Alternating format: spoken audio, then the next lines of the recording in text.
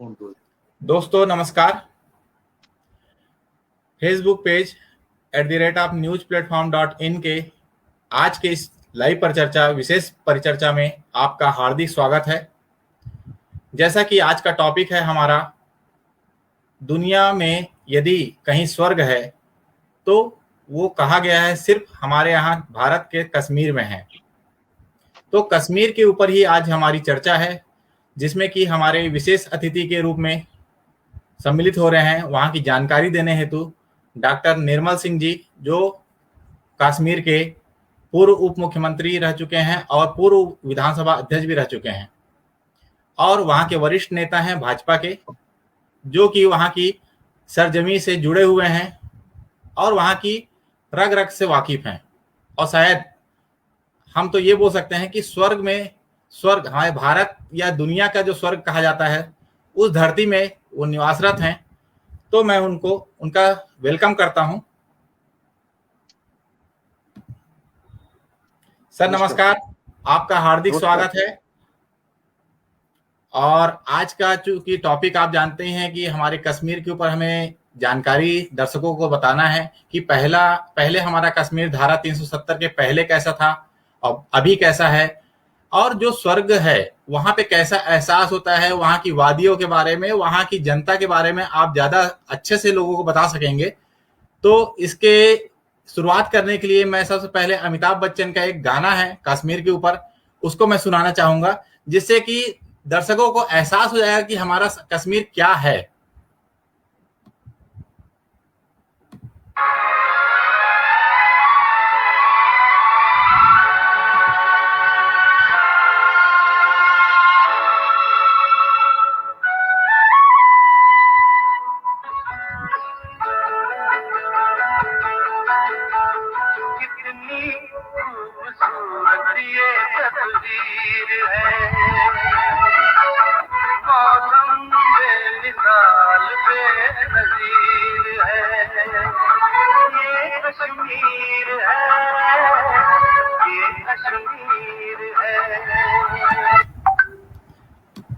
Sir जैसा कि गाना है और इस गाने में पूरे कश्मीर की वादियों की खूबसूरती को अच्छे से दर्शाया गया है।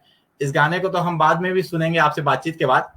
आप बताएं कि कश्मीर के बारे में आपके जो बताना चाहें दर्शकों को कि कश्मीर की वादियां, कश्मीर की जो वातावरण दुनिया में रची बसी है, लोग जानते हैं, उसके बारे में आप अपने मुख से ही कुछ बताएं।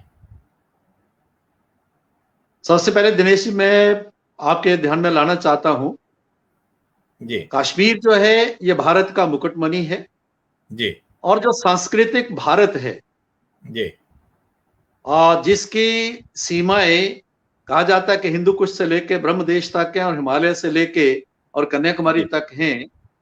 उस भारत का अभिन्न अंग कश्मीर, जब मैं अभिन्न अंग की बात करता हूं तो ये सिर्फ जियोग्राफिकल या राजनीतिक ही नहीं है, ये सांस्कृतिक तौर पर जम्मू कश्मीर जो था और विशेष तौर पर जो कश्मीर था वो भारत का अंग रहा है। और हमें मालूम होना चाहिए कि कश्यप ऋषि ने इस कश्मीर को बसाया था। पहले ये कई बाउल जैसा है ये, जिसमें पानी था और पानी को निकाल के और ये कश्मीर घाटी बसी। और भारतीय संस्कृति, उसका जो यहाँ शैविज्म, यहाँ जो है वो संस्कृति, यहाँ के जो वैदिक संस्कृति है वो यहाँ पर पनपी। और कल्हन जिन्होंने राजतरंगिणी लिखी है, ये माना जाता है कि 1149 में, और भारतीय इतिहास में पहला जो रिटन सोर्स है, लिखित जो सोर्स है, वो राजतरंगिणी है, वो कल्हन ने यहाँ लिखी। तो कश्मीर ऐतिहासिक तौर पर, सांस्कृतिक तौर पर और भौगोलिक तौर पर यह भारत का अभिन्न अंग है। और हमने देखा कि यहाँ पर 13वीं सदी के बाद, 13th सेंचुरी के बाद यहाँ पर कोशिश हुई, जब इस्लाम आया, पहले कश्मीर जो था 100% जो है वो हिंदू था, हिंदू संस्कृति, भारतीय संस्कृति को मानने वाला था। लेकिन 13वीं शताब्दी में यहाँ पर इस्लाम आया। उसके बाद जो है लगातार यहाँ पर स्थितियां बदलने लगी। यहाँ पर जो है जबरदस्ती कन्वर्जन हुआ। मुगल तो 1576 में यहाँ पर अकबर आए, और उसके बाद औरंगजेब के समय में तो वो जो कन्वर्जन हुई, जो धर्म परिवर्तन हुआ, उससे पहले से 13वीं सदी से शुरू हो गया था। तो तब से ये समस्या यहाँ पर शुरू हो गई। लेकिन एक बात और जो अच्छी बात है, जो ये कि जो कश्मीर है, कश्मीर में कश्मीरियत, इस जो कि शैववाद और जो है सूफीवाद का वो एक स्थान रहा है। सूफीवाद की जब हम बात करते हैं तो भारतीय जो एक जो है इस्लाम का जो भारतीय रूप है, भारत में आके इस्लाम के ऊपर जो प्रभाव पड़ा तो सूफीज्म का है, उसका भी जो केंद्र जो है कश्मीर रहा है। और यही शैविज्म और सूफीज्म को मिला के हम कश्मीरियत कहते हैं, जिसको पिछले लगभग 70 सालों से जो है लगातार जिस पर आघात हो रहा है, और जो यहाँ पर जो परिस्थितियां बनी हैं वो उस सोच के कारण है, जिहादी की सोच के कारण, जिसके साथ हम लगातार संघर्ष कर रहे हैं। जी, आपने काफी अच्छी पुरानी संस्कृति को, आपने कश्मीर की संस्कृति को, या कश्यप ऋषि जी के नाम से चूंकि कश्मीर का नाम पड़ा हुआ है, ये सभी जानकारी देते हुए हमारे दर्शकों को काफी लाभान्वित कर रहे हैं। आपसे मैं जानना चाहूंगा सर कि जो धारा 370, हम सीधा टॉपिक में ही आए हैं अपने विषय पे, धारा 370 के पहले सन 80 के दशक के भी पहले अपन बोल सकते हैं कि जो फिल्मों में दिखाया जाता था कि हर शूटिंग लगभग कश्मीर में ही होती थी, उन वादियों के बारे में, उन अच्छी वादियों के बारे में जो पूरी दुनिया में फेमस थी, और उस समय जो घटनाक्रम अचानक से चेंज हुई, ये क्या कारण था? ऐसे क्या कारणों से जो कश्मीर की हालत खराब हुई और धारा से 370 जो लगी उसमें क्या दिक्कत आना शुरू हुई? नरेश जी, मैं आपके दर्शकों को थोड़ा सा और फिर पीछे ले जाना चाहूंगा जी, कि भारत का जो विभाजन हुआ वो मजहब के आधार पर हुआ। जी, 2 नेशन थ्योरी का जो कॉन्सेप्ट दिया गया मोहम्मद अली जिन्ना ने और उसके उनके जो फॉलोअर्स ने, जिसके कारण पाकिस्तान बना। पाकिस्तान जब बना उस समय, जब और भारत आजाद हुआ, उस समय 562 जो यहाँ पर स्टेट्स थी, जिसमें जम्मू कश्मीर एक था, और जो प्रिंसली स्टेट थी 562, उनमें के जो प्रिंसेस थे, राजे महाराजा थे, उनको जो अधिकार था कि वो किसके साथ जाएं, भारत के साथ रहें या पाकिस्तान के साथ रहें।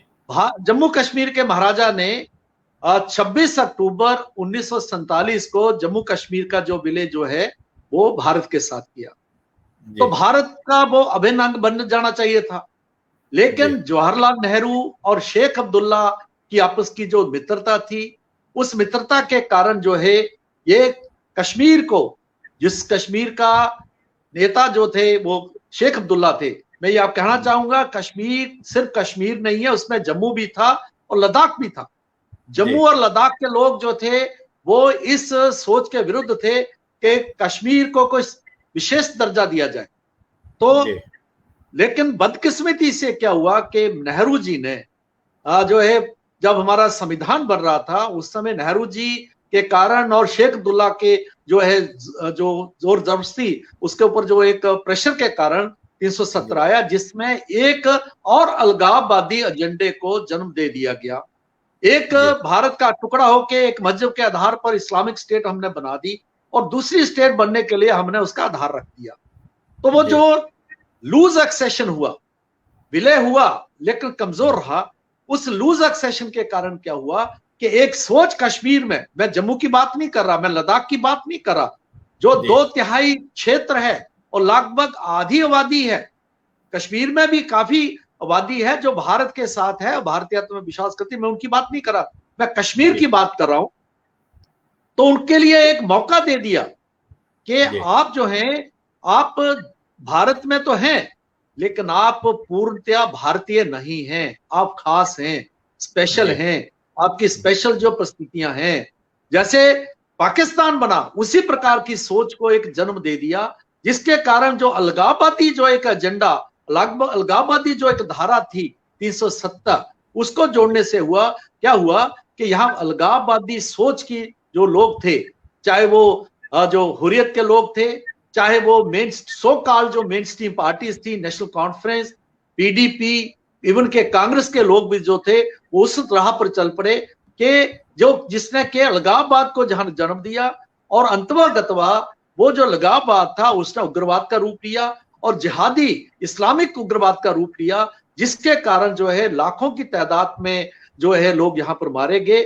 और वो कश्मीर जिसका आप जो है कह रहे हैं कि 80 के दशक में और पहले जितनी भी फिल्में यहाँ पर होती थी, हम जो है डल लेक देखते हैं, यहाँ की वादियां देखते हैं, हम देखते हैं कि किस प्रकार अमरनाथ की यात्रा यहाँ पर है, शंकराचार्य यहाँ पर हैं, और जिस प्रकार से जो जो वहां पर और भी कई ऐसे रमणीक स्थान है कश्मीर में, वो कश्मीर जो जिसके आधार पर उनको जो है स्वर्ग माना जाता था, वो नर्क की तरफ धकेल दिया गया, जिसके कारण ये सारी परिस्थितियां, जो कारण क्या था कि वही अलगाववाद एजेंडा, चाहे 370 के रूप में चाहे 35A के रूप में जो है वो जो जोड़ दिया गया जो है हमारे संविधान के साथ, उसके कारण जो है ये सारी परिस्थितियां बनी। जी बिल्कुल, वहाँ की जो परिस्थितियां हैं वो उस समय परिस्थिति बीच में खराब हो चुकी थी। और जैसा कि मैं भी वहां गया था 370 हटने के पहले एक बार गया, तो वहां के लोगों से बात किया था, डल झील में जो शिकारा चलाते हैं, इन लोगों से भी बात किया था। उन लोग भी चाहते थे कि वहां पे शांतिपूर्ण माहौल स्थापित हो, चाहे वो मुस्लिम हो, सभी जात के लोग थे वहां पे, और सभी लोगों से बात किया।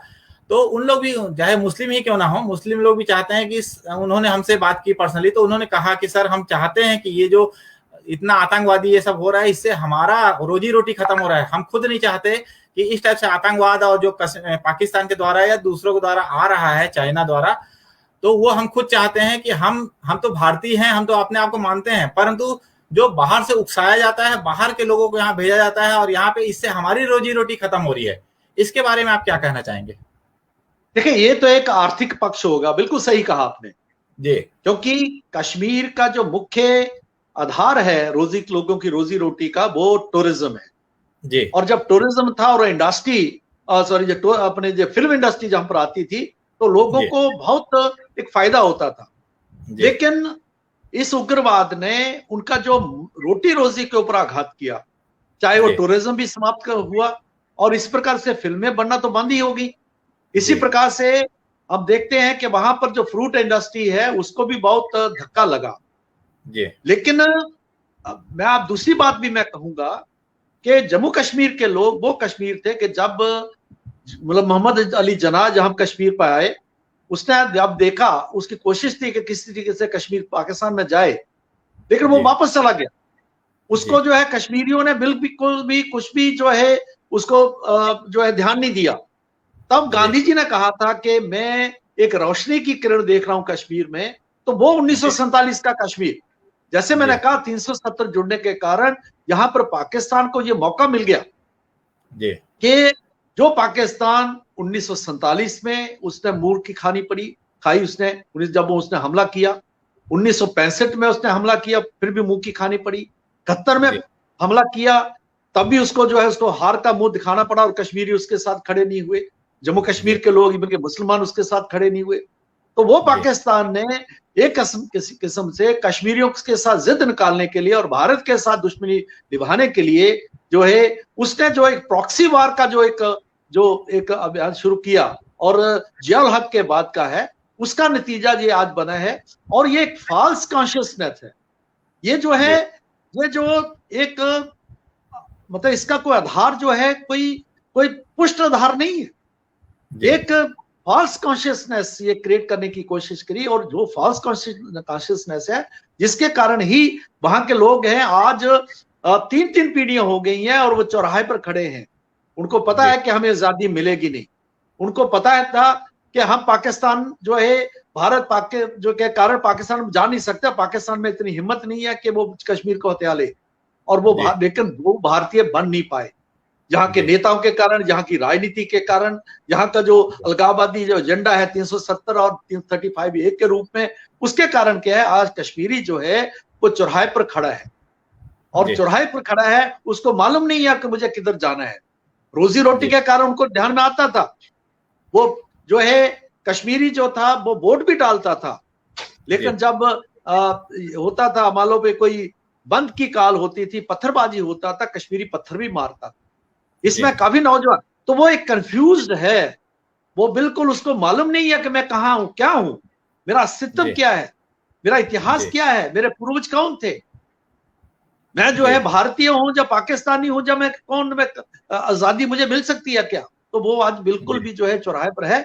लेकिन जो 5 अगस्त 2019 को जो किया है नरेंद्र भाई मोदी जी ने, उसके बाद उसको एक दिशा मिली है, और आने वाले वक्त में हमें पूरा विश्वास है कि वो मेन स्ट्रीम में आएगा, और भारत जो दुनिया का सबसे बड़ा लोकतंत्र है, जो एक वाइब्रेंट डेमोक्रेसी है, उस डेमोक्रेसी का वो एक दिल से जब हिस्सा बनेगा, और बनना कुछ शुरू हो गया है, तो उसको भी लगेगा कि नहीं, भारत की ताकत क्या है, भारत के में रहने का हमें लाभ क्या है, और क्या हम एहसास है, ये उसके ध्यान में ऐसा ऐसा आना शुरू हो गया है। जी बिल्कुल सर, जैसे धारा 370 की बात करें तो उसमें एक खामी थी, उसमें पाकिस्तानी लोगों से यदि शादी होती थी तो उनको वहां की नागरिकता मिलती थी, परंतु भारत के दूसरे राज्यों की यदि लोगों से शादी की जाए तो उनको कश्मीर की नागरिकता नहीं मिलती थी। इस खामी के ऊपर थोड़ा प्रकाश डालें। देखिए, बिल्कुल सही कहा आपने। यही नहीं, मैं आपको थोड़ा सा मैं विस्तार से बताना चाहूंगा कि यहां से क्या हुआ कि जो पाकिस्तान बना, पंजाब था, जैसे सियालकोट है, गुजरांवाला है, ये जो इलाका है जो जम्मू के साथ जो लगता हुआ इलाका है, और वहां से लोग जो है उठ के, जो उस समय इंटरनेशनल बॉर्डर के उस पार था, वेस्ट पाकिस्तान जिसको कहते हैं, उसमें था। तो वहां से लोग जो 1947 जो हिंदू थे, और उसमें 80% लोग जो हैं वो मतलब अनुसूचित जाति के, वो उठ के आगे अपने रिश्तेदारों के आगे। आज तक 5 अगस्त 2019 तक जो है उनको यहाँ की नागरिकता नहीं, उनके पास इमूवेबल प्रॉपर्टी नहीं, या उनके बच्चे यहाँ पर उनको शिक्षा प्राप्त नहीं कर सकते थे, जम्मू कश्मीर में उनको नौकरी नहीं मिल सकती थी, 3 या पीढ़ी हो गई।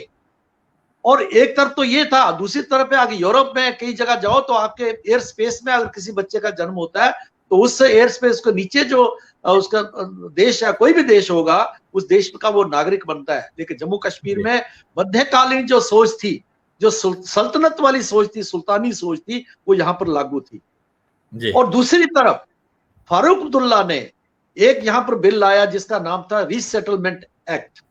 वो बिल लाया और पास भी कर दिया जम्मू कश्मीर की असेंबली में, जब फारूक अब्दुल्ला जो है 80s और में की बात है। वो क्या था कि जम्मू कश्मीर जब यहाँ विभाजन हुआ, विभाजन के बाद जम्मू कश्मीर से वो मुस्लिम, चाहे वो कश्मीर के थे, जम्मू के थे, वो उठ के चले गए। उस वक्त उन्होंने भारत माता की जगह उन्होंने कश्मीर को स्वीकार किया, और फारूक अब्दुल्ला और नेशनल कॉन्फ्रेंस की जो है वो सरकार ने, उस समय की जो सरकार है जिसमें कांग्रेस भी जो असेंबली थी, उस जो है जब असेंबली में पास हुआ तो वो भी उस असेंबली में थे, उन्होंने भी उसमें जो है अपना हिस्सा अदा किया, कि पास करके ये उसमें कानून बनाया गया कि वो वापस आ सकते हैं, वो आएंगे और फिर से यहां से नागरिकता। एक तो वो लोग जो भारत माता को स्वीकार करने के लिए, तो उनको आज तक 5 अगस्त 2019 तक उनको कोई अधिकार नहीं, और वो लोग जो यहां से चले गए, दुत्कार के चले गए भारत को, और उनको जो है लाने की कोशिश जो की गई, जिसमें नेशनल कॉन्फ्रेंस, पीडीपी और कांग्रेस सम्मिलित थे। लेकिन अटल बिहारी वाजपेयी जी की जब सरकार थी 1998-99 में, जब वो बिल आया, तो जब ये भेजा गया तो उन्होंने एक ही मीटिंग में कैबिनेट की उसको रिजेक्ट करके भेज दिया गया। और तब जहां बात चीखो पुकार हुई नेशनल कॉन्फ्रेंस द्वारा, देखो जी हमें जो है इस प्रकार की सोच थी।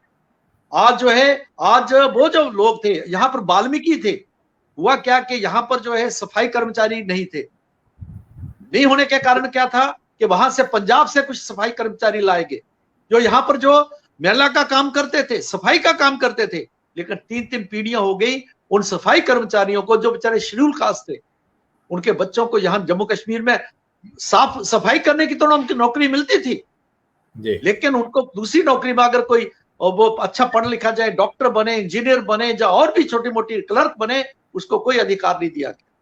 तो ये जो मध्यकालीन जो सोच थी, जिसके कारण उस सोच के आधार के ऊपर जम्मू कश्मीर चल रहा था, जो कि आज जो है मेन स्ट्रीम में आया है। जी सर, एक और सवाल था कि जब भाजपा गवर्नमेंट अभी 370 के पहले महबूबा जी के साथ में मिलके गवर्नमेंट वहां बनाई थी, तो ऐसे क्या कारण थे, ऐसे कश्मीर को क्या नुकसान हो रहा था कि भाजपा को उनसे अलग होना पड़ा और सरकार गिरी?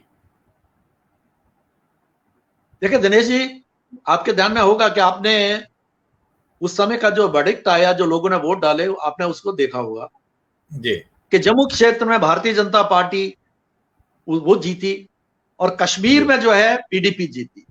जी उस समय मुफ्ती मोहम्मद सैयद और केंद्र में हमारे अमित भाई शाह और खासतौर पर नरेंद्र भाई मोदी जी के आशीर्वाद से, उनकी सोच के कारण ये एक एक्सपेरिमेंट किया गया।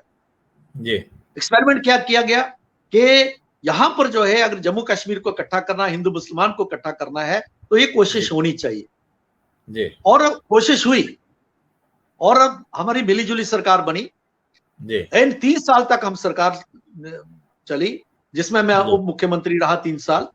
उस जी समय हमने देखा कि ये जो कोशिश हुई थी, उस जी कोशिश के कारण काफी जो दूरियां थी, जो आम लोगों में वो दूरियां जो है वो कम होना शुरू हो गई। जी डेवलपमेंट भी हुई, कई प्रकार के जो लोगों के वेलफेयर के काम भी शुरू हो गए। जी लेकिन बदकिस्मती से क्या हुआ कि बाहर बाहर से जो चल रहा था, लेकिन अंदर से पीडीपी के बीच में कुछ ऐसे अनासर थे, क्योंकि जी पीडीपी के कुछ लोग जो ऐसे थे जो अभी भी हुर्रियत के, आपने देखा होगा अभी जी वहीद परा जैसे लोग हैं, एनआईए ने उनको अरेस्ट किया है, जी वो हुर्रियत को जो है उसके साथ मिले हुए थे। और जी ऐसा लगता जब मालूम हुआ कि वो शायद उनके एजेंडे पर काम कर रहे हैं। बाहर से जी सरकार चल रही थी, अच्छी चल रही थी, जी सौहार्द भी था। आप जो है आपने देखा होगा कि बुरहान वानी का जो जब उसको मारा गया, जी तो उस समय भी जो है जब पत्थरबाजी हुई, तो उस समय जी तो अपेरेंटली तो बाहरी तौर पर तो जो है सरकार ने कोशिश की। और आपको जी याद होगा कि जी जब राजनाथ सिंह जी कश्मीर में आए और महबूबा साथ बैठी थी, तो उसने जी कहा, पत्थरबाजों को कहा कि आप क्या कर रहे थे, आप आर्मी कैंप में क्यों गए, गोली तो चल रही थी, आप वहां पर दूध टॉफियां लेने गए थे। इस जी प्रकार की बात भी भाषा थी। लेकिन अंदर जी से कुछ लोग जो थे वो हुर्रियत के साथ मिले हुए थे, और हुर्रियत यानी पाकिस्तान, उन ऐसे जो एलिमेंट्स उनके साथ मिले हुए थे। जब ये बात सामने आई, और जी फिर क्या हुआ कि ये भी कोशिश होना शुरू हो गई कि किस तरीके से ये अपना जो कम्युनल एजेंडा है जी उसको आगे किया जाए। जम्मू का जो डेमोग्राफी है उसको चेंज करने की कोशिश, ये भी कोशिश की गई कि यहाँ से जो जो ऐसे लोग हैं जो कश्मीर के लोगों को यहाँ बसाना, इस प्रकार की कोशिश की, लेकिन उनको सभी कोशिश को हमने नाकाम किया। और इसी जी प्रकार से जो अल्टीमेटली जो रसाना का केस हुआ, रसाना का जो केस हुआ है, उस रसाना के केस में जो है एक लड़की थी जो है वो गुज्जर लड़की थी, जी छोटी लड़की थी, गुज्जर लड़की थी, जिस गुज्जर लड़की को जो है उसके साथ रेप हुआ, उसको जो है मार दिया गया। तो उसका वो एक छोटी बच्ची के साथ हुआ है, और एक क्राइम हुआ था जिस तरीके से लेना चाहिए था। मैंने उस समय की चीफ मिनिस्टर को बहुत उनको बताया, भी देखिए इसको रूटीन का जो एक केस है उस तरीके से लेना चाहिए, उसके उसे जो उस कानून के तहत देना चाहिए। लेकिन उन्होंने इसको कम्युनल जो है कलर देना शुरू कर दिया। शायद उनको लगा कि हम जो है अपना जो इस्लामिक एजेंडा है, जो इस्लामिक जो हमारा वोट बैंक है, मुस्लिम वोट बैंक, उसको जो इंटैक्ट करने के लिए, और क्योंकि ये गुज्जर लोग जो ज्यादा जम्मू में बसते हैं, तो उनको अपने साथ लगाने के लिए जो है उन्होंने कोशिश की, जिसके कारण कोशिश की। और ये कहना चाहिए कि एक जो है एक बहुत बड़ा नुकसान कर दिया, जम्मू कश्मीर का भी किया और यहाँ के जो सोच का भी नुकसान कर दिया, जिसके कारण जो अल्टीमेटली ये ध्यान में आई बात पे नहीं, फाइनली जो है ये लोग जो है सुधरने वाले नहीं है, ये सही लाइन पर नहीं आएंगे। ये अपना एजेंडा, इनका जो 3 पीढ़ियों का जो एजेंडा है उसी को आगे लेके चलेंगे। और कहीं ना कहीं जो है जब भी मौका मिलेगा, ये पाकिस्तानी सोच और अलगाववादी सोच के तहत चलने वाले, तो यही है फाइनल जो ऑपरेशन करने की जरूरत है, जो ऑपरेशन जो है फिर से भारत के जो है संसद ने 5 अगस्त 2019 को किया, 19 को कर दिया, और जम्मू कश्मीर को भारत के साथ पूर्ण उसका विलय कर दिया। जी सर, हमारे साथ बहुत से दर्शक जुड़ रहे हैं जो आपकी काफी प्रशंसा कर रहे हैं, और लगातार नाम लेते रहूंगा तो शायद समय खत्म हो जाएगा।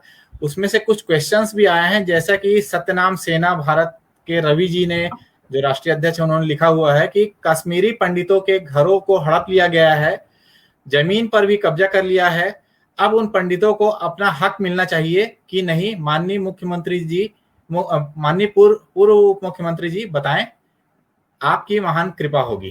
तो आप इसमें कुछ प्रकाश डालें। कश्मीरी देखिए पंडितों हड़प लिया गया जमीन। देखिए ये बिल्कुल बेसिक प्रश्न है, और मैं कहता हूं कि ये जम्मू कश्मीर के लिए एक टेस्ट केस भी है जी। जिस दिन कश्मीरी पंडित वहां पर जो 4-5% रह गए थे, जिनकी के पूरा वादी थी 12वीं सदी में, जो पूरी की पूरी जो जम्मू कश्मीर जो वादी था, यही लोग थे।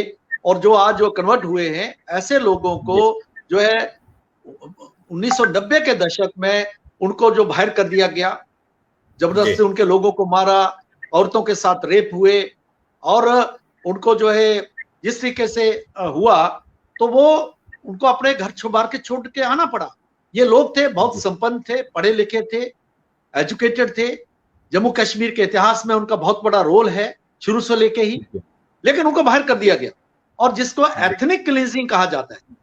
तो ये एक टेस्ट केस है कि जिस दिन कश्मीरी पंडित वापस जाएगा और वहां सुरक्षा और इज्जत के साथ रहने लायक हो जाएगा, उस दिन मानेंगे हम कि जो जम्मू कश्मीर में आज शांति आई है। ऐसे तो जो है लोग जाते हैं आते हैं वहां, लेकिन जब तक वो परमानेंटली वापस नहीं जाते तो तब तक ये माना नहीं जाएगा कि कश्मीर में पूर्ण शांति है। उसके लिए प्रयास हो रहा है। इसके पहले भी प्रयास हुए, क्योंकि बिल्कुल सही कहा कि उनकी जमीनों की डिस्ट्रेस सेल्स हुई हैं। उनकी जमीन जो है उन्होंने बड़े औने पौने दाम पर बेच दिए, उनके घर जला दिए गए, जो बचे उन्होंने बेच दिए। तो डिस्ट्रेस सेल वाला कानून भी जम्मू कश्मीर में है। और अभी भी जब भी अभी कोशिश की गई, जैसे कोई 6000 जो है वहां पर इस प्रकार के जो हमारे वक्त में भी बन रहे थे, वहां पर जो है क्वार्टर्स बन रहे थे, जिसमें कि यहाँ से लोग जाएं, वहां रहें। क्योंकि आज अपने घरों में गांव में जाएं, या अपने मोहल्ले में जाके रहने के लायक की अभी परिस्थितियां नहीं है, क्योंकि उग्रवादी अभी भी छुपे हुए हैं, उनके एजेंट्स छुपे हुए हैं। तो वहां जाने की अभी वातावरण नहीं है। लेकिन कोशिश क्या हुई कि उनको वहां पर नौकरियां दी जाए, तो नौकरियां देने की कोशिश हुई, उनकी रिक्रूटमेंट भी हो रही है। उनके जो एम्प्लॉइज है उनको सुरक्षित जगहों के ऊपर जो है उनके लिए वहां अकोमोडेशंस भी दी गई हैं। 6000 जो ऐसे क्वार्टर्स है कि जहां पर वो जाके वहां रह सकते हैं। लेकिन पिछले वक्त से उसमें जितनी प्रोग्रेस होनी चाहिए वो नहीं हुई है। सरकार की ओर से कोशिशें हो रही हैं, लेकिन ये एक एडहॉक कोशिशें हैं। परमानेंट कोशिश जो तभी हम सफल होंगे जबकि वो जाके परमानेंटली वहां सेटल होंगे और वहां पर अपनी जमीनों के ऊपर अपने मकान में वो रहेंगे। और वहां के लोग तो उनको चाहते हैं, कुछ शरारती लोग जरूर हैं कि वहां के जो आम जनता तो उनका स्वागत करेगी।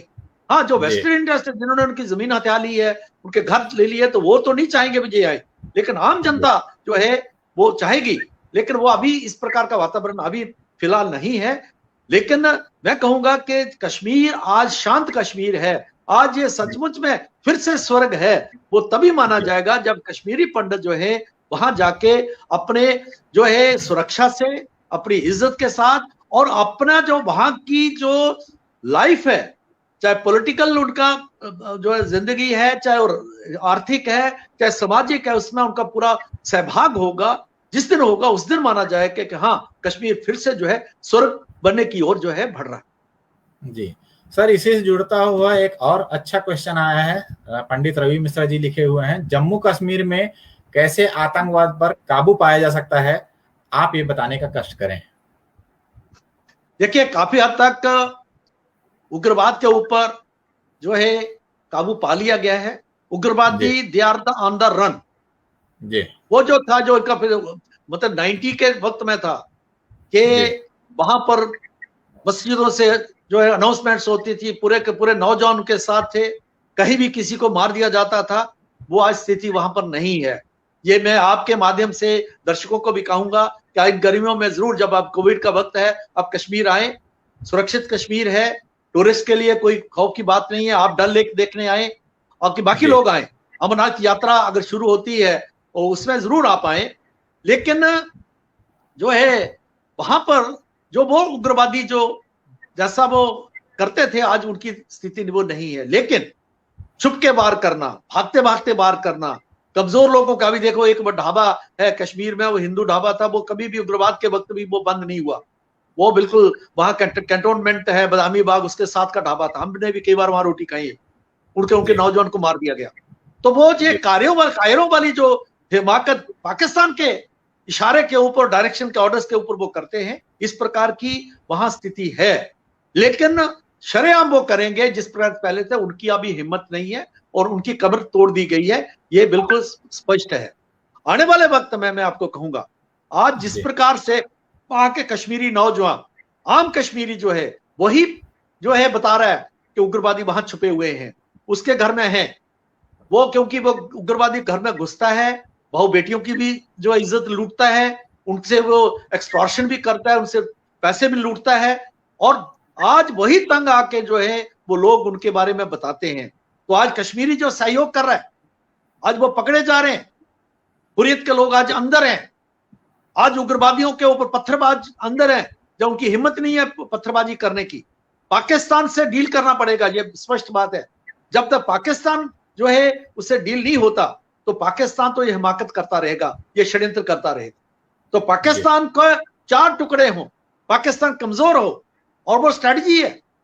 आज जिस तरीके से बलोचिस्तान में, आज जिस तरीके से नॉर्थ वेस्ट में, और जिसे पहली बार हुआ नरेंद्र भाई मोदी जी के जो नेतृत्व में बलोचिस्तान की बात हो रही है, और वहां की जो आजादी की लड़ाई है उसको भारत जो है सपोर्ट कर रहा है। आज पीओके जो है, जो मुजफ्फराबाद है, पुंछ है, ये जो गिलगित बाल्टिस्तान का इलाका है जो उन्होंने गैर कानूनी तौर पर हथियाया हुआ है, आज वहां पर हम उनके जो उनकी जो मूवमेंट को हम सपोर्ट कर रहे हैं कि वो हमारा हिस्सा है। आज वो भारत में आना चाहते हैं, चाहे वो आजादी की बात कर रहे हो, क्योंकि मैं टोरंटो में जाके कई जगह इंटरनेशनल कॉन्फ्रेंसेस में वो लोग मिलते थे और वो बताते थे किस प्रकार की वहां हालत है। वो कहते थे कि देखिए, हमारे यहाँ तो पाकिस्तान ने जहाज के आके बम फेंके, हमने बहुत गलती की 1947 में, हमने पाकिस्तान का साथ दिया, बम फेंके, हमारे लोगों को मारते हैं। आपने देखा कि बुख्ती को किस प्रकार से बलोचिस्तान में मार दिया, नॉर्थ वेस्ट में मार दिया गया था। आज जीएस सिंध जो है मूवमेंट जो है सिंध में चल रही है, तो पाकिस्तान के पंजाब को छोड़ के पाकिस्तान अलग हो, इसकी जो है करना पड़ेगा। इसकी योजना जो है शायद बन भी रही है, और वो लोग तैयार हैं हमारी सपोर्ट लेने के लिए। तो वक्त आएगा, पाकिस्तान अपनी इनकी बातों से पीछे नहीं हटा, तो पाकिस्तान को ये भी फेस करना पड़ेगा। और पाकिस्तान के 4 टुकड़े होंगे। जब पाकिस्तान कमजोर होगा तो कश्मीर का पीछा तब छूटेगा। तो लेकिन अब तक जो है पाकिस्तान पीछे हटने वाला नहीं है, क्योंकि वो खुद बर्बाद हो जाएगा।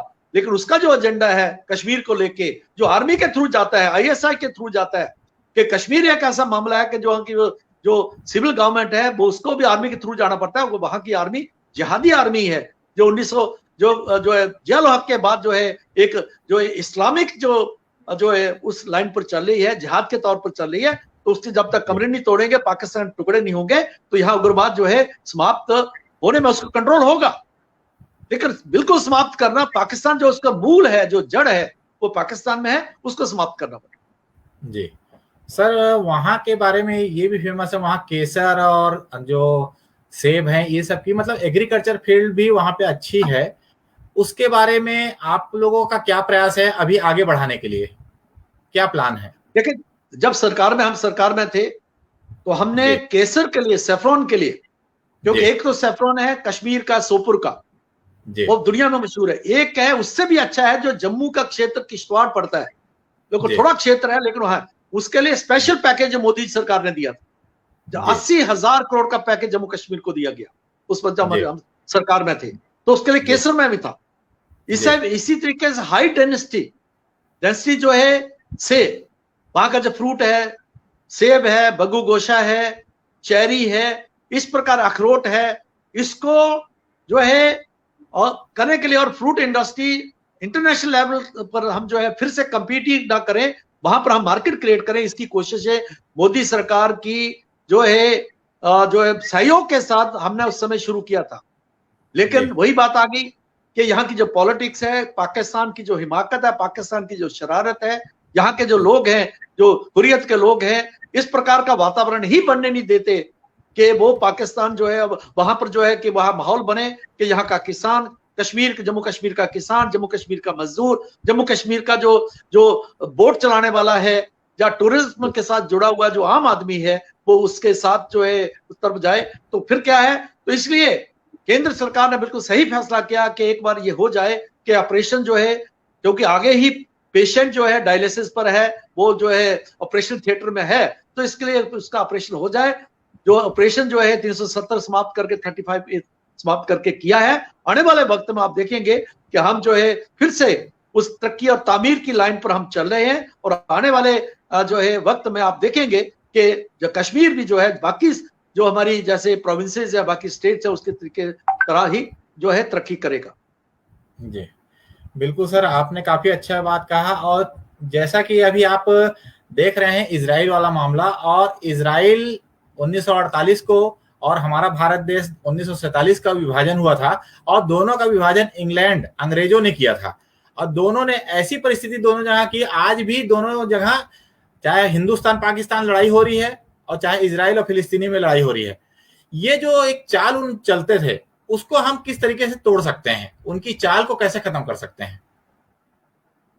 देखिए दिनेश जी, मैं आपके दर्शकों को ये कहना चाहूंगा, मैं इतिहास का विद्यार्थी भी हूं जी। जब देखिए जो अंग्रेजों की जो डिवाइड एंड रूल, जी, विभाजन करो और राज करो वाली जो नीति थी, वो 1947 के बाद जो राजनीति जो थी वो समाप्त हो जानी चाहिए थी।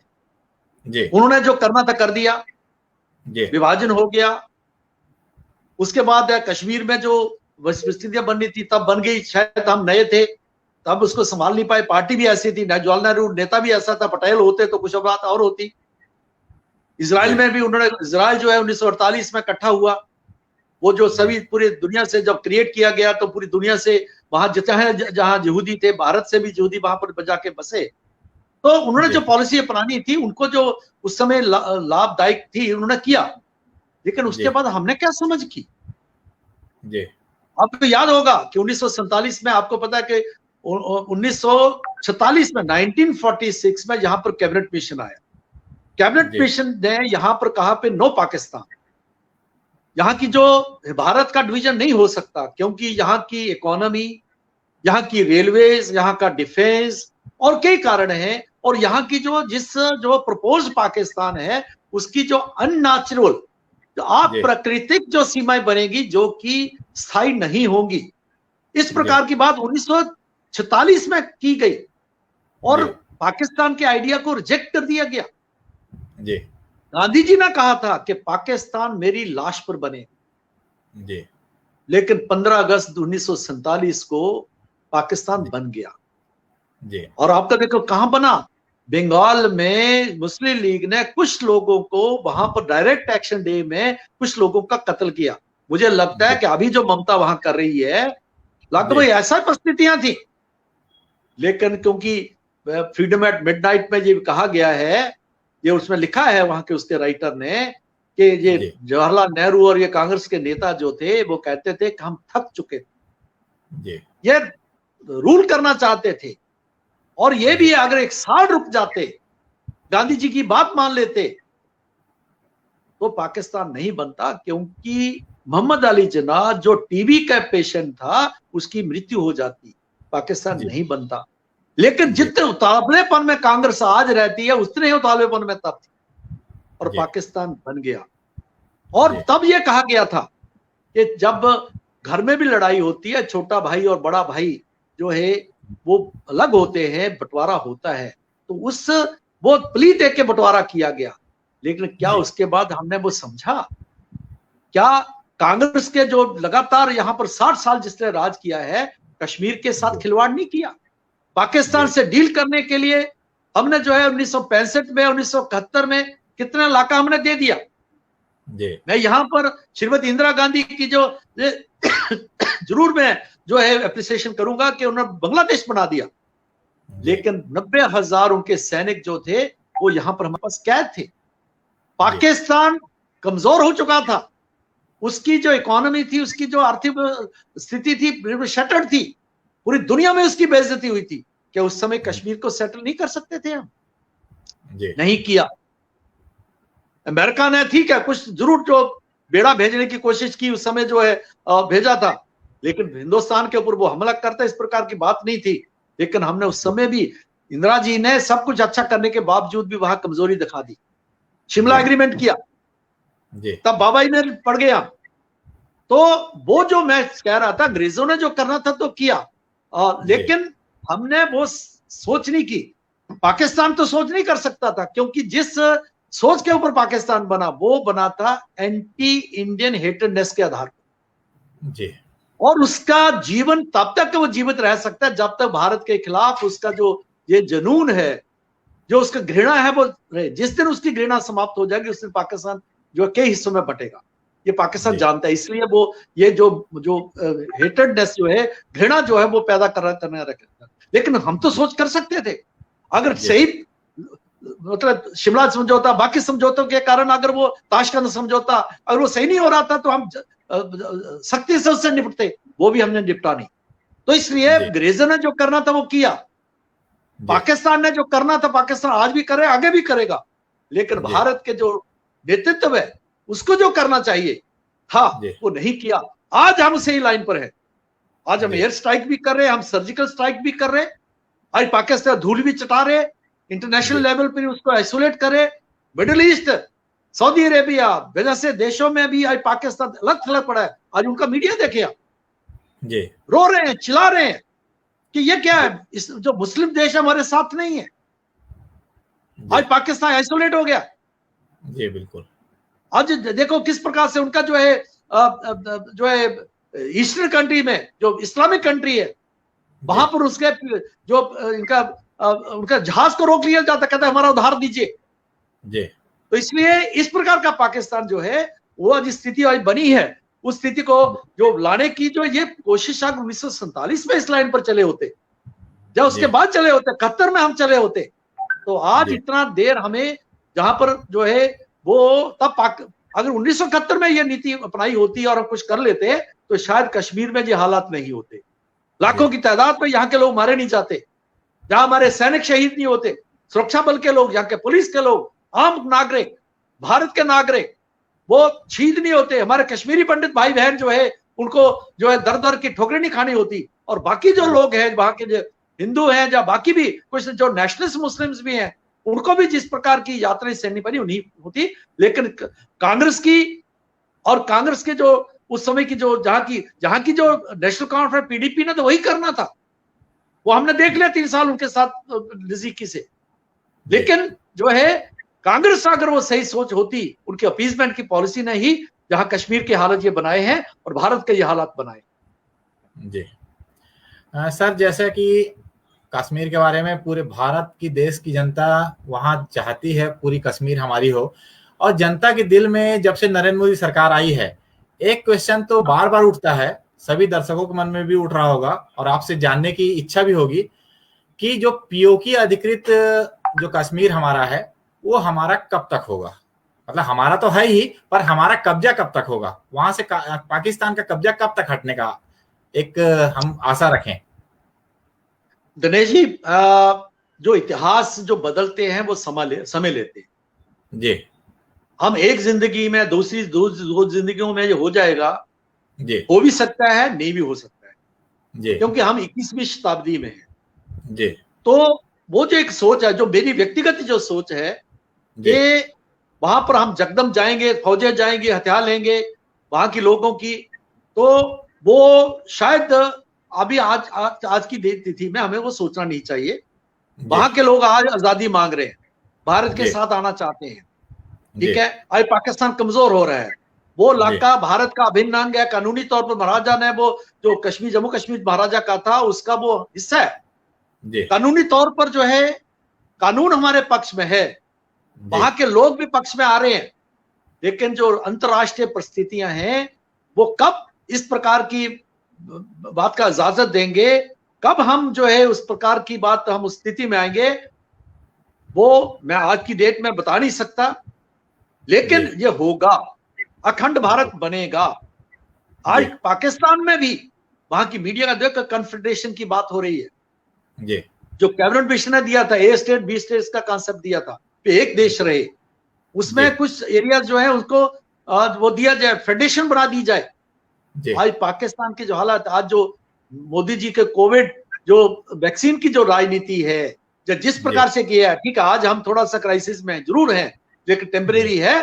जो मैसेज किया है पूरी दुनिया में, जो मैसेज मोदी जी ने दिया है वासुदेव कुटुंबकम का, या सर्वे भवन्तु सुखिनः का दिया है, आज दुनिया को लग रहा है कि भारत जो है किसी प्रकार की जो चैलेंज है, इस ग्लोबल जो चैलेंज है, चाहे कोविड की है, चाहे टेररिज्म की है, या पाकिस्तान और चीन के साथ डील करने की है, भारत ही फ्रंट लाइन में आके मुझसे डील कर सकता है। और यही कारण है कि यहां पर जो एंटी नेशनल और वो लोग जो है भारतीय होने के बावजूद भी भारत की बात नहीं कर रहे, आज वो षड्यंत्र कर रहे हैं, मोदी जी को बदनाम करने की कोशिश कर रहे हैं। छोटे जो चाहे किसान आंदोलन के नाम पर, चाहे वो शाहीन बाग वाला जो आंदोलन है उसके नाम पर, चाहे लेफ्टिस्ट, चाहे वो लोग हैं जो कांग्रेस के लोग, जो अलगाववादी जो पार्टियों के लोग, या जो जातिवादी पार्टियों के लोग, जो डेस्परेट जो अपोजिशन है, जिसको यही दिख रहा है कि किस प्रकार से हम सत्ता को लाएं और नेशनल इंटरेस्ट उनके सामने नहीं है।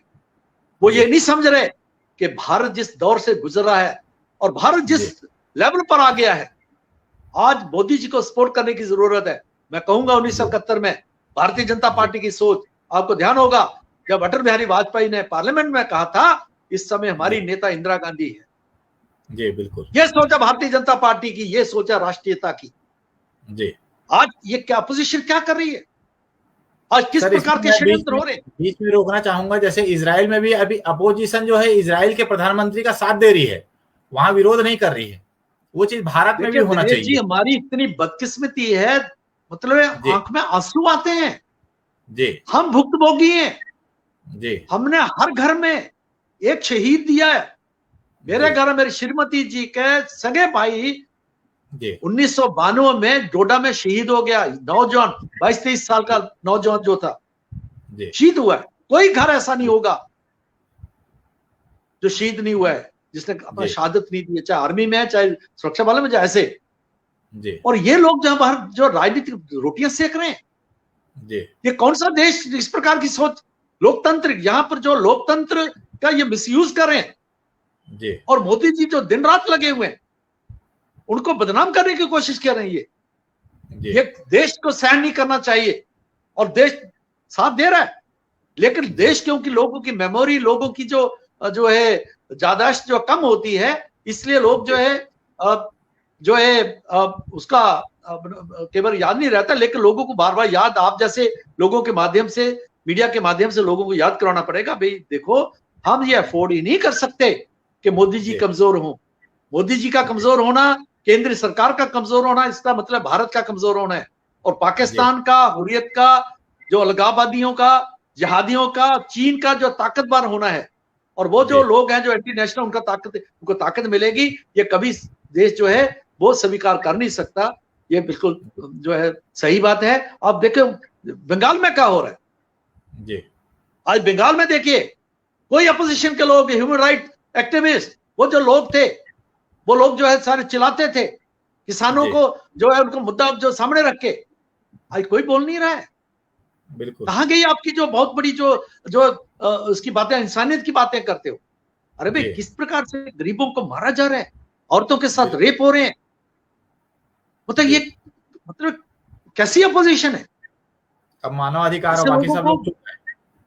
हाँ चुप हैं, हाँ उनकी आवाज नहीं निकल रही है। समर्थन देंगे, ममता को समर्थन देंगे, इसी प्रकार का यही सोच है जो कश्मीर में इस प्रकार के लोगों को समर्थन देती है, पाकिस्तान को समर्थन करती है जी। सर तो हमारे यहाँ ऐसी सोच क्यों नहीं बन पा रही? जैसे इजराइल में एक अभिनेत्री ने विरोधियों का, आतंकवादियों का के बारे में सिर्फ समर्थन में बोला तो उसके पैर में सेना ने गोली मार दी। हमारे देश में ऐसा क्यों नहीं होता कि हमारे देश के खिलाफ यदि कोई जाता है, विरोधियों के पक्ष में जाता है, उसके टांग में ही कम से कम गोली मार दे, सीधा सीने में भले मत मारे, टांग में तो मार ही सकते हैं। दिनेश जी, भारत का जो मानस है जी, भारत की जो सोच है जी, ये उस सोच का परिणाम है। और मैं ये कहूंगा ये सोच जो है वो गलत नहीं है जी। कुछ लोग इसका मिसयूज जरूर कर रहे हैं जी, ठीक है। नेशनलिज्म, राष्ट्रवाद अच्छा है, बहुत अच्छा है जी, लेकिन जो राष्ट्रवाद होता है ना, बिल्कुल प्रगाढ़ राष्ट्रवाद, इस प्रकार की अल्टीमेटली कई बार जो है वहां सेना और जिस प्रकार की बात है वो भी उनके हाथ में शक्ति चली जाए, वो भी लार्जर इंटरेस्ट में नहीं होता। वो जो एक बड़ी थोड़ी थिन लाइन है, उस थिन लाइन का ये फायदा ले रहे हैं इस प्रकार के लोग। आप देखेंगे 1947 में जो सोच थी या उसके बाद की सोच जो कांग्रेस ने अपीजमेंट के आधार पर जिस प्रकार के यहाँ पर राष्ट्रवाद का नाम लेना कम्युनिस्टों ने, और जिस प्रकार उनका प्रभाव रहता था कांग्रेसियों के ऊपर, उनकी सोच, जो चेहरा था वो तो कांग्रेस थी, लेकिन पीछे सब वही सोशलिज्म और जो कम्युनिज्म की सोच चलती थी। राष्ट्रवाद की बात करना जो था वो जो है वो एक किस्म का ऐसे माना जाता कि एंटी ह्यूमन है, ये लोकतंत्र के विरोधी है। आप उस वक्त की पिक्चर्स देख लीजिए, उस समय का लिटरेचर पढ़ लीजिए, आप उस लोगों के उनके जो नेता हैं उनके आर्टिकल्स पढ़ लीजिए। आज पहली बार है राष्ट्रीय स्वयंसेवक संघ परिवार 1925 में जिस बात को डॉक्टर हेडगेवार जी ने सोच को लेके आगे चले थे, और आज वो है अब उस तरफ जो भारत जा रहा है, तो उसमें क्या है, हम सॉफ्ट स्टेट तो हैं, लेकिन हमें अल्टीमेटली इनर स्ट्रेंथ को बनाना होगा, और नेशनलिज्म है वो बच्चे बच्चे में जाए। ये लंबा थोड़ा रास्ता जरूर है। चाइना ने जिस प्रकार से उसने जबरदस्ती किया, जिस प्रकार से पाकिस्तान ने उस इस्लामिक स्टेट बनाने के लिए जबरदस्ती किया, लेकिन अल्टीमेट उतना विरोध वहां पर हो रहा है। लेकिन भारत जिस तरीके से ऐसा ऐसा चल रहा है, और खासतौर पर अभी जो एक सोच चली है, आप देखेंगे आहिस्ता आहिस्ता वो स्थिति आएगी कि जब भी कोई भी एंटी नेशनल राष्ट्र विरोधी व्यक्ति जो है, उसको लोग ही उसकी खिंचाई करेंगे, उसका कॉलर पकड़ेंगे, पुलिस को उसको जो है इस प्रकार की गोली मारने की जरूरत नहीं पड़ेगी, और जो कानून को तोड़ेगा अगर उसका तो गोली उस समय चलेगी, लेकिन लोग ही इस प्रकार के लोगों को जो है धूल चटाएंगे, उसको जो है ये वो वक्त आने वाला है। और आज ऐसा ऐसा आपने देखा होगा कई जगह इस प्रकार की बातें हो रही हैं, ऐसे उदाहरण हमें मिलते हैं। जी बिल्कुल सर। एक हमारे पास क्वेश्चन आया है दर्शकों की तरफ से। भारत शर्मा जी लिख रहे हैं, आप वोकेशनल ट्रेनर अंडर समग्र शिक्षा पे कुछ प्रकाश डालिए जम्मू कश्मीर यूटी में। देखिए अभी समग्र जो हमारा यहाँ पर जो है डिपार्टमेंट है वो इस पर फोकस कर रहा है, क्योंकि हम जो कश्मीर की जब हम बात करते हैं तो कश्मीर में क्या है, इनके जम्मू में भी दस्तकारी जो है, हस्तकला जो है, उसका बहुत बड़ा स्कोप है। हमारे जो है कालीन है, नमदे हैं, गब्बे हैं, वहां के जो इसका काम है, अपना लकड़ी का काम है, अखरोट की लकड़ी का बहुत खूबसूरत काम यहाँ पर होता है। तो इसी प्रकार से जम्मू में भी जैसे बसोली है, वहां का पश्मीना के शॉल, मैं जब रिसर्च कर रहा था तो 17वीं सेंचुरी में उनका फ्रेंच मार्केट्स में बहुत बड़ी डिमांड थी। छोटे से मेरा गांव है बसोली, वहां की इसी प्रकार से जम्मू है, हमारा सांबा है, सांबा के जो वहां पर जो छापे का खाना था, तो बड़ा अच्छा यहाँ के लोगों का जो काम था, उसको जो है हमने भी अपने वक्त जो है जब सरकार में तो कोशिश हमने की, कुछ वोकेशनल जो है इंस्टीट्यूट खड़े करने की कोशिश की। केंद्र सरकार जो है इस पर फोकस कर रही है, और मैं जो है ज्यादा इस पर रोशनी नहीं डाल सकता, लेकिन है कि मैं आपको ये जरूर बताना चाहूंगा कि आने वाले वक्त में जिस प्रकार से सारी प्लानिंग हो रही है और जिस प्रकार से योजनाएं बन रही हैं और उसको ग्राउंड पर लाने की कोशिश की जा रही है, इससे जो है जम्मू कश्मीर के नौजवानों को जो है रोजगार मिलेगा, और यहाँ पर जो हमारा एक धरोहर है, जो सांस्कृतिक धरोहर है, जो हमारा कल्चरल हेरिटेज है, उसको फिर से रिवाइव करते हुए अब इंटरनेशनल लेवल पर जो है हम अपना रोल जो है अपना स्थान बनाएंगे इंटरनेशनल मार्केट में। इस तरफ जो है कश्मीर और जम्मू जो है बढ़ रहा है, ये पक्की बात है। और इसमें समग्र और जो वोकेशनल ट्रेनिंग जो है उसका बहुत बड़ा रोल रहने वाला। जी सर, समय तो ज्यादा हो चुका है, फिर भी चलते चलते आपसे भारत के नागरिकों के तरफ जो एक इच्छा, दिली इच्छा है और जानने की भी इच्छा है, लोगों को अभी पूरी जानकारी नहीं है, धारा 370 के हटने के बाद भारतीय लोगों को क्या फायदा होने वाला है या क्या फायदा हो रहा है, और जम्मू कश्मीर में जो जमीन खरीदी बिक्री ये सब खुल गया है, इसके बारे में कुछ प्रकाश डालिए। देखिए दिनेश जी, मैं आपके दर्शकों को यह कहना चाहूंगा कि देखिए एक पड़ाव जो है उसको हमने प्राप्त किया है 5 अगस्त 2019 को। धारा 370 समाप्त हो गई। 35A जो बहुत बड़ी अड़चन था कि जम्मू कश्मीर के लोग तो कहीं भी बस सकते थे, लेकिन भारत के नागरिक आके यहाँ पर नहीं बस सकते थे। भारत का राष्ट्रपति जो है वो एक सेंटीमीटर भी भूमि चाहे जम्मू कश्मीर में नहीं ले सकते। वो फौजी जो जहाज पर शहीद होता था वो नहीं ले सकता। जी। लेकिन अभी क्या हुआ कि जब ये सारा कानून बन रहा था, क्योंकि जिस प्रकार से सारी बातें थी, तो उसमें थोड़ा वो लोग जो लगातार यहाँ कई सालों से यहाँ पर रह रहे हैं, उनको डोमिसाइल का, यहाँ के आईएएस ऑफिसर्स थे, आईपीएस ऑफिसर्स थे, यहाँ पर जो बाकी जो नौकरियां करने वाले लोग थे, जो है उनको तो अधिकार मिल गए। भारत का कोई भी व्यक्ति आके जो है वो जहां पर जो यहाँ पर जो है लगातार रह रहा है, कई सालों से रह रहा है, तो वहां पर वो जमीन ले सकता है। वहां पर उसको उतने अधिकार हैं जो बाकी लोगों को है, जो जो डोमिसाइल जो वहां करार दिया गया है। तो इसलिए डोमिसाइल जिस प्रकार से पंजाब में है, हिमाचल में है, बाकी जगहों पर भी जो है कि डोमिसाइल का जो पहले तो कोई भी नहीं आ सकता था, उसका जन्म यहां तक के जम्मू कश्मीर की बेटी की शादी बाहर होती थी तो वो उसका जो है यहाँ का जो अधिकार समाप्त हो जाते थे। और हमने बहुत बड़े आंदोलन लड़ा। तब वेंकैया नायडू जी हमारे राष्ट्रीय अध्यक्ष थे, मैं प्रदेश अध्यक्ष था, तो हमने बहुत बड़ा आंदोलन लड़ा। और वो जो कानून जो है असेंबली में लाया हुआ कानून जो है, फिर उसको वो पार अपर हाउस में जो फेल हो गया था। लेकिन उनके बच्चों को, जो बेटियां जो थी वो बाहर जो है उनकी शादी, उनके बेटों को अभी भी अधिकार नहीं था। आज वो सारे अधिकार जो है उनको मिले हैं। आज भारत के नागरिक जो लगातार जो डोमिसाइल बन गए हैं उनको पूरे अधिकार है। लेकिन आम भारतीय नागरिक को जो है, तो मैं इसलिए कहा है कि एक पड़ाव हमने अचीव किया है और दूसरा पड़ाव अचीव करेंगे, लेकिन लोग आके यहाँ इन्वेस्ट कर सकते हैं। मैं आपके माध्यम से कहूंगा कि जम्मू कश्मीर की यूटी गवर्नमेंट जो है, भारत की जो सरकार है, इसकी पूरी कोशिश है कि भारत के जो लोग हैं, जितने भी पूंजीपति है, वो आके यहाँ पर इन्वेस्ट करें। राष्ट्रवाद को अगर मानते हैं आप कि जम्मू कश्मीर जो है भारत का अभिन्न अंग है और इसको राष्ट्रीय जो मुख्य धारा में आना चाहिए, तो आपको यहाँ पर आना पड़ेगा। आप चाहे वो इन्वेस्टमेंट करने के लिए आए, चाहे टूरिस्ट बन के आए, चाहे अमरनाथ यात्रा के लिए आए, चाहे आप किसी प्रकार का भी सहयोग आप करें, आप अगर आएंगे तो वो राष्ट्रवाद की जो मुख्य धारा है वो पुष्ट होगी। तो और जो डोमिसाइल है वो यहाँ पर आके आप पूरा अधिकार वो अपने प्राप्त करें। इससे क्या होगा कि पक्के तौर पर जो एक माहौल बना दिया गया, एक जो जहाँ के जम्मू कश्मीर को एक कुएं के मेढक बना दिया गया, जो है यहाँ के लोगों को, खासकर कश्मीरियों को, उनको जो है कश्मीर घाटी के बाहर कुछ दिखता नहीं था। तो मैं कहता हूं कि आज वो एक जहन खुला है, एक वातावरण बना है और एक आज शुरुआत हुई है। एक सोच जो है उसको कानूनी तौर पर जो है एक रास्ता जो है वो हमवार हुआ है, लेवल हुआ है।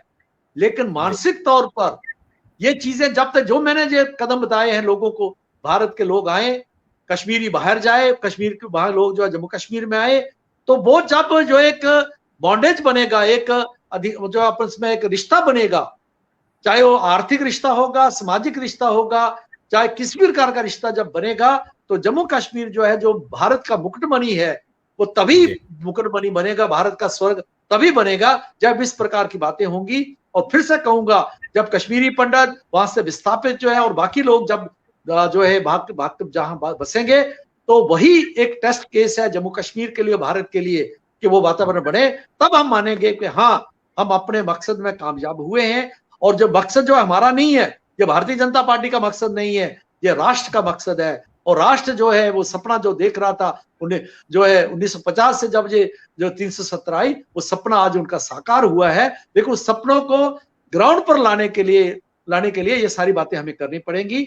और कोई भी बात है, अब कश्मीर में जो बात होती है, जम्मू कश्मीर में होती है, उसके साथ अपने आप को आइडेंटिफाई करे। और मैं जैसे राम सेतु में गिलहरी का रोल जो है गिलहरी ने प्ले किया है, हम भी जम्मू कश्मीर के लिए वो गिलहरी का रोल प्ले करें। इस प्रकार का मेरा आपके माध्यम से जितने भी दर्शक है उनको मेरा जो है एक निवेदन है। जी सर, जाते जाते एक आखिरी सवाल आपसे और पूछना चाहूंगा, जो कि आपसे भी संबंधित है और जनता भी जानना चाहती है, और खासकर जम्मू कश्मीर की जनता तो जल्दी ज्यादा से ज्यादा उत्सुक है आपके मुख से, यदि वो सुन सकें कि जम्मू कश्मीर में चुनाव कब होगा और वहां पे राष्ट्रपति शासन कब हटेगा। देखिए, जम्मू कश्मीर में जैसे आपने देखा होगा, प्रधानमंत्री जी ने, गृह मंत्री जी ने, और यहाँ भी लगातार जो चाहे गवर्नर थे, उन्होंने कहा है कि जल्दी हम चाहते हैं कि जहां पर लोकतांत्रिक व्यवस्था खड़ी हो। लेकिन एक बात मैं आपसे कहना चाहूंगा कि कुछ तो यहाँ पर जो प्रोसीजरल जो है थोड़ी उसकी तो जरूरतें हैं, जैसे डिलिमिटेशन कमीशन बना है, वो अपनी रिपोर्ट देगा, क्योंकि आज का जम्मू कश्मीर और लद्दाख क्योंकि अलग हो गया, तो 83 सीट्स है उसकी, तो 83 7 सीटें और बढ़ेंगी, तो डिलिमिटेशन हो रहा है, लेकिन कोविड के कारण और कारणों के कारण जो है वो अभी थोड़ा प्रोसेस स्लो हुआ है, डिलिमिटेशन कमीशन अपना काम नहीं कर पा रहा है। दूसरा जो प्रॉक्सी वार है, उससे भी डील करना है। मैं आपके माध्यम से लोगों को कहूंगा कि हम लोकतांत्रिक व्यवस्था आए, लेकिन फिर से वो व्यवस्था ऐसे लोगों के हाथ में ना चली जाए, फिर जाके आके फिर से वहां पत्थरबाजी, फिर से वो लगावबाज, इस प्रकार की बातें। तो हमें जो है लोकतांत्रिक व्यवस्था बने कि वही भारतीय जो संविधान है उसकी स्पिरिट, बेसिक स्पिरिट है, लेकिन हमारी सुरक्षा, यहाँ की जो है, यहाँ की जो बाकी जो लोगों की सुरक्षा और यहाँ पर जो है शांति व्यवस्था के लिए वो भी आवश्यक है, ये भी ध्यान में रहना चाहिए। और मेरे पूरा विश्वास है जो भारतीय संसद में जो है वो जो आश्वासन दिया गया है उसके मद्देनजर हम बिल्कुल मानते हैं कि जल्दी जो है चुनाव वहां होंगे और लोकतांत्रिक व्यवस्था वहां जो है वो स्थापित होगी और लोगों को अपनी इच्छा के मुताबिक सरकार चुनने का मौका मिलेगा और जो है यहाँ के लोगों को लोकतांत्रिक जो अधिकार मिलेंगे, पूरे अधिकार मिलेंगे। अधिकार तो है लेकिन पूर्ण अधिकार मिलेंगे। जी बिल्कुल सर, आपने लगभग सारांश में कुछ समय में 1 घंटे के अंतर में ही आपने बहुत कुछ दर्शकों को बता दिए, चाहे राजनीतिक, सांस्कृतिक, वहाँ की भौगोलिक स्थिति, वहाँ आतंकवाद, हर जानकारी आपने रूबरू कराया। और जो मतलब जो एहसास हो रहा है, सीधा आपकी बातों से लोगों को एहसास तक हुआ होगा कि कैसी वहाँ की स्थिति थी, है और आगे होने वाली है। तो आज आपने अपना अमूल्य समय दिया इस कार्यक्रम में, इसके लिए आपका बहुत बहुत धन्यवाद और आभारी हैं हम। हाँ दिनेश जी, मैं जाते एक निवेदन जरूर करना चाहूंगा कि इसको शेयर करें। जी शेयर करें, लोगों तक ये बात जाए। जी बिल्कुल, तो ज्यादा से ज्यादा मैं दर्शकों को भी कहूंगा आप जितना भी शेयर कर सकते हैं इसको जो है, तो ये लोगों में बात जाएगी, क्योंकि जो परसेप्शन कश्मीर के बारे में, जम्मू कश्मीर का, वो उस परसेप्शन को बदलने में इसका लाभ जरूर होगा, ये मेरी जो मानना है। जी बहुत बहुत धन्यवाद। मैं आपको सर जाते जाते कुछ अपने दर्शकों के नाम भी बताना चाहूंगा, क्योंकि उनको भी खुशी होगी कि आपके सामने उनका नाम पढ़ लिया जाए, बाद में तो फिर हम पढ़ेंगे ही। तो जैसे कि हमारे साथ जुड़े हुए थे ममता सिंह जी, देवेंद्र सिंह जी, श्वेता शर्मा जी, अंकुश लाहौरिया जी, स्वाति शर्मा जी, मोहन प्रताप जी, उमा शंकर शुक्ला जी, चैतन सिंह जी, प्रशांत सिंह समरिया जी, उमा शंकर जी, प्रशांत जी, सन्नी ठाकुर जी, ऋषभ गौतम जी, सत्यनाम सेना के रवि जी, भारत शर्मा जी, अटल डोगरा जी जम्मू से, विनोद कुमार, सुमित राठौर, सुरजीत राणा, बलबीर सिंह, अनुज बाल्ला, अक्षय दा रक्षक, पीयूष जी रैना, विजय कुमार, अटल डोगरा जी, सुनील सिंह जी, राजपूत दिवाकर जी, प्रशांत सिंह संबीरा जी, नरेंद्र प्रताप सिंह जी, पंकज, अनुज बालाजी, इंद्रजीत संब्याल जी, विजय कुमार जी, ठाकुर मोहिंदर सिंह जी, सन्नी ठाकुर जी, सूर्य प्रताप सिंह जी, कपिल शास्त्री जी, प्रशांत शर्मा जी, सुमन यादव जी, सुनील महाजन जी, विजय कुमार, अटल डोगरा जी, और विकास शर्मा जी, यामिनी सिंह जी, विपुल सोनी जी,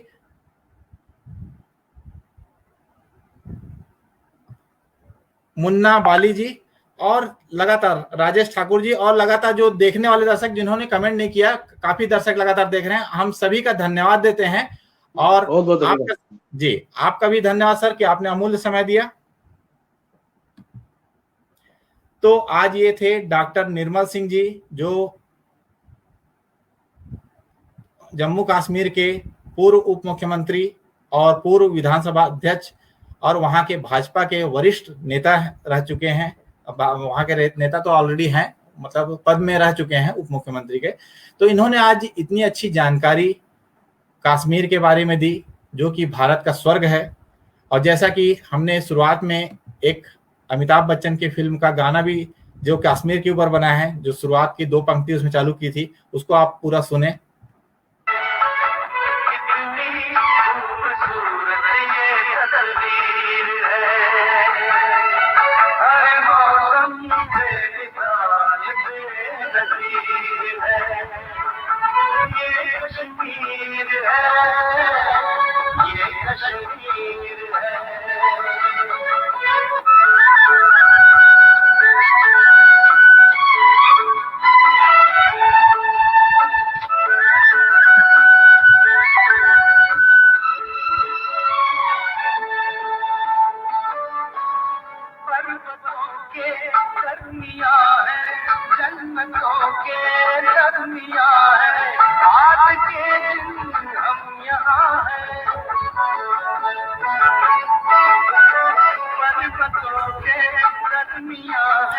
इस गाने में कश्मीर की पूरी वादियों का एहसास कराया जाता है। जब इस गाने को देखा जाता है तो वहाँ के पर्वत, वहाँ की बर्फ, वहाँ की हवाएं, हर चीज का एहसास होता है और इसीलिए हमारे कश्मीर को स्वर्ग कहा गया है।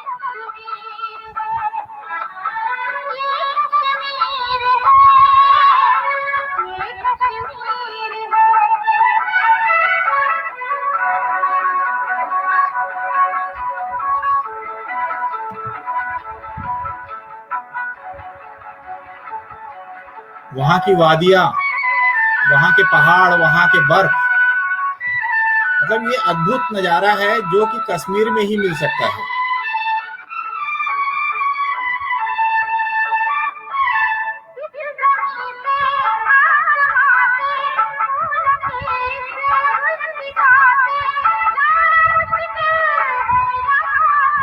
देखिए, इस गाने में भी कहा गया है कि जाना है यहाँ मुश्किल से, मतलब जो वहां पहुंच जाए उसको दोबारा वहां से जाने की इच्छा ही नहीं होती।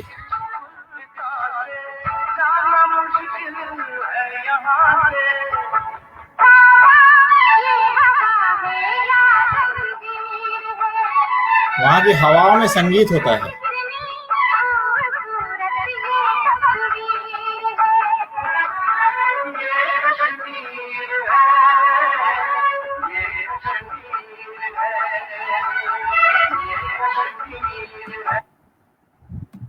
तो देखिए, पुराने पिक्चरों में भी कश्मीर के सिर्फ गानों में ही इतना अच्छा वर्णन किया गया कि वहां का वादियों का एक एहसास हमें जगता है।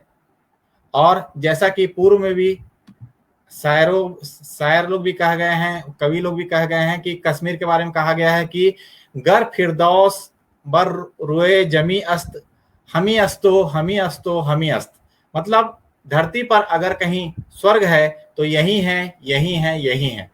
तो स्वर्ग यदि बताया गया है तो कुछ तो है।